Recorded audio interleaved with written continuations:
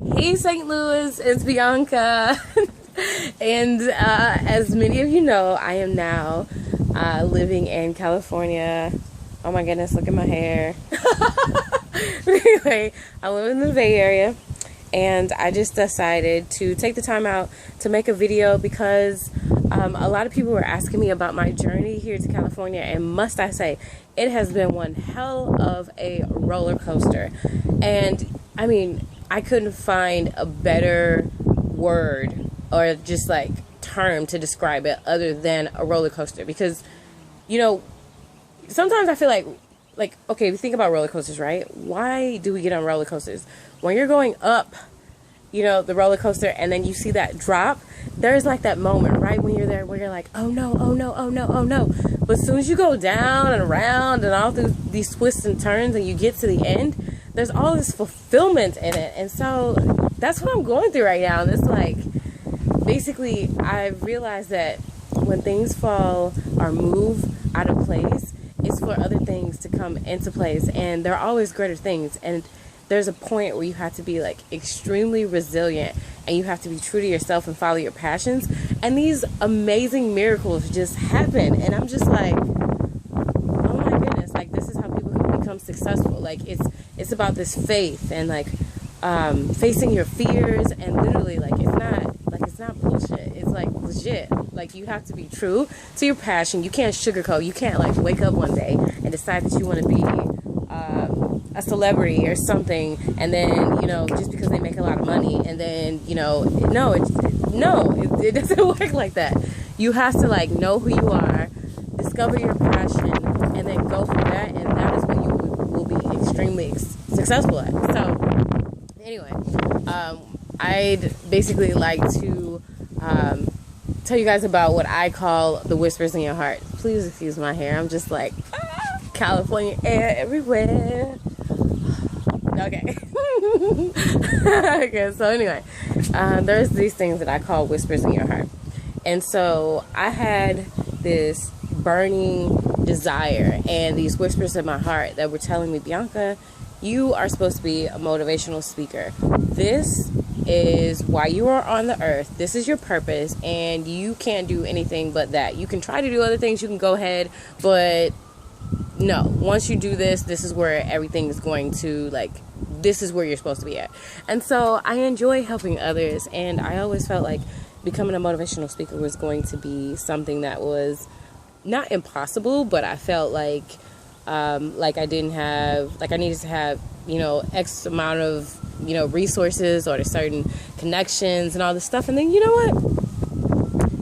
I realized that when you are true to yourself and you just follow your passion, all those things that you like say to yourself that you need, they come to you. But you gotta like go first. Like you have to like walk towards it.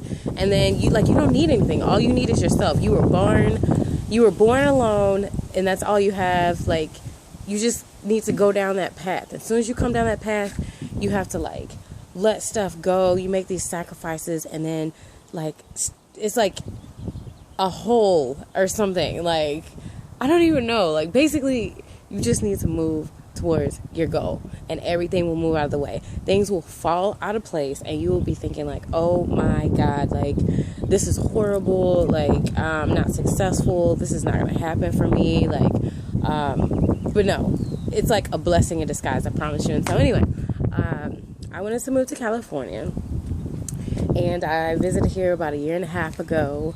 And when I went back home, something told me like, okay, California is where you belong, and you need to get back there.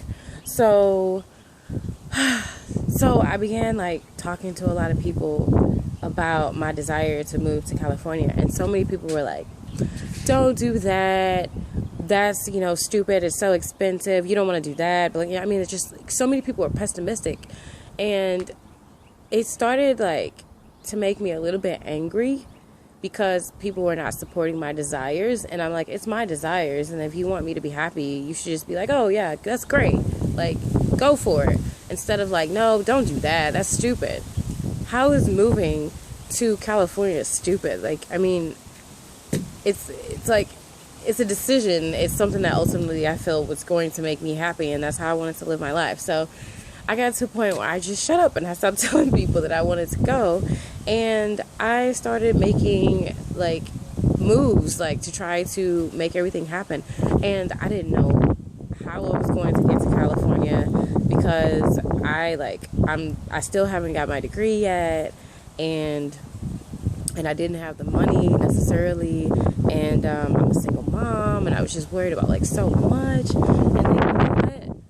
One day, within like 6 months of me looking for places to stay in California, I ended up finding a place to stay. But the catch is, I found a place to stay and I had a job interview, all after like 6 months of searching. And I had a goal date to move. I think it was like a month and a half from this date when I was online. So I was online and I got the notification for the interview, and I found a place to stay that was going to be affordable. So at that point, in order to make things happen, I had to get to California right away, like within 2 days, because my interview was on Thursday. I had like $140 in my bank account, and it was 3 o'clock in the morning. I was sleep deprived, and I was just like, Bionca, you're gonna have to drive. Like, you're gonna have to make this move.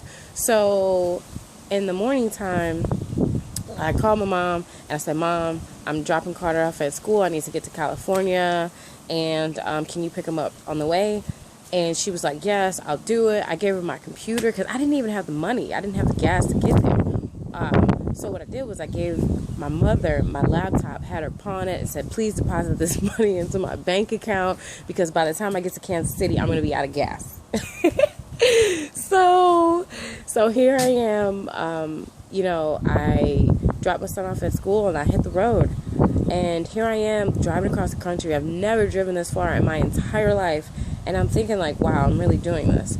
So anyway, just to fast forward, because I don't want to make this video too long, because let me just say that since I've made this move and I'm actually here, so much more has happened practically every single week that I know that I was destined to be here. And I'm just like, I'm so glad that I answered these whispers. So the point that I'm trying to really get across is that whenever you want anything, you are seriously going to have to be a creator, and you're always going to be afraid of something. Even when you are stepping into your greatness, like, you're going to be afraid all the time of just like new things, because you want like new opportunities, and new opportunities mean new areas where you're going to have to like be bigger and better and like step up to the challenge. And so just like, you got to be a creator. Can't be a victim. Like, stop making all these bullshit excuses as to why you can't like go here or do this. Like, I don't care what you have to say about, like, if you want to do something, if you have an excuse behind it, it does not matter. I don't care what it is. Like, if you are still breathing, you can do it. So to everyone back home in St. Louis, if you want to move out of St. Louis, go. Like, I don't care if you don't have the money. I don't care if you don't know how you're going to get there.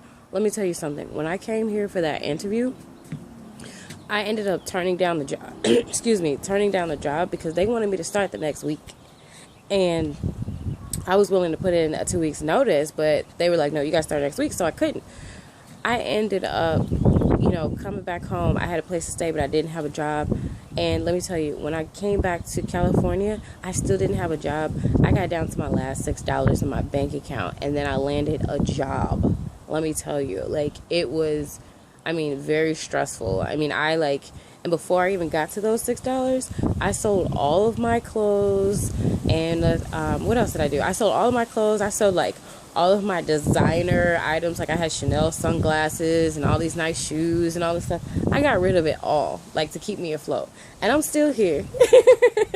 And everything is going absolutely incredible. Like, I can't make it seem like everything's perfect, but everything is perfect in the existence of everything happens for a reason, just like the seasons. And I am just so grateful. Like, I'm so grateful because a year ago today, I was staring out my window in St. Louis, telling myself, like, I hope that, like, one day I am going to be in California, a year from now.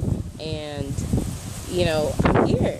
So, anyway, whatever you want to do, you can do it. You can put your mind to it. Once again, like, I'm still a new video person, YouTuber, whatever you want to call it. so my videos will get better. And I just want to thank you guys already just for watching this. I apologize for the wind. No, I'm just kidding. But anyway, alright. I'm going to go put some hairspray in my hair. This is really good. It's kind of dramatic. Everybody always talks about how I do these kissy faces. But anyway, alright, I love you guys so much. I will be making a lot more videos soon, so I hope you all stay tuned. Bye.